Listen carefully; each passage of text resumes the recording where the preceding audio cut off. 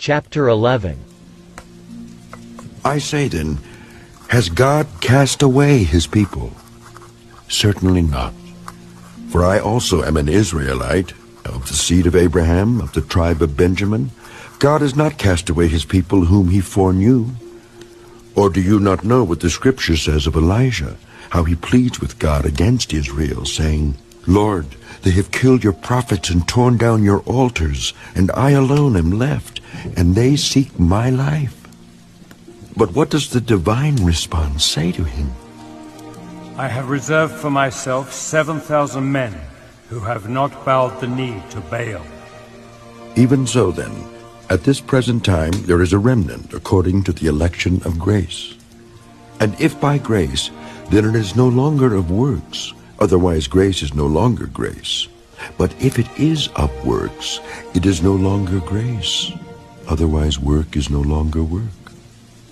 What then? Israel has not obtained what it seeks, but the elect have obtained it, and the rest were blinded. Just as it is written, God has given them a spirit of stupor, eyes that they should not see, and ears that they should not hear, to this very day. And David says, let their table become a snare and a trap, a stumbling block and a recompense to them. Let their eyes be darkened, so that they do not see, and bow down their back always. I say then, have they stumbled that they should fall? Certainly not.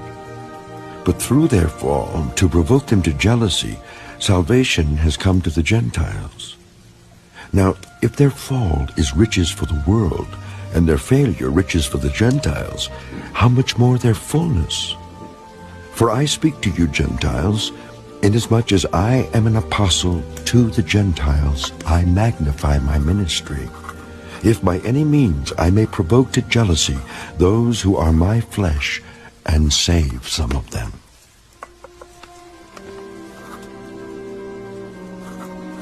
For if their being cast away is the reconciling of the world, what will their acceptance be but life from the dead? For if the first fruit is holy, the lump is also holy. And if the root is holy, so are the branches.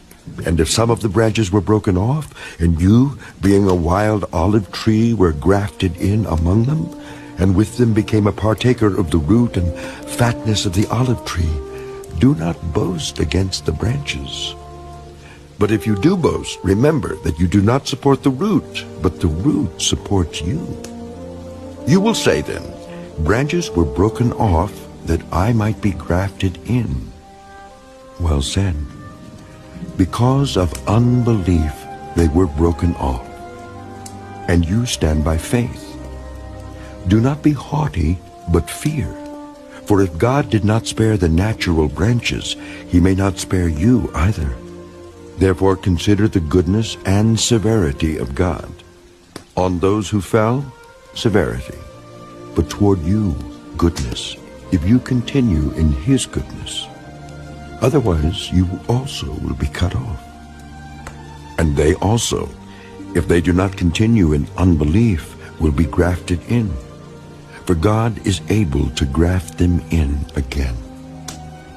For if you were cut out of the olive tree, which is wild by nature, and were grafted contrary to nature into a cultivated olive tree,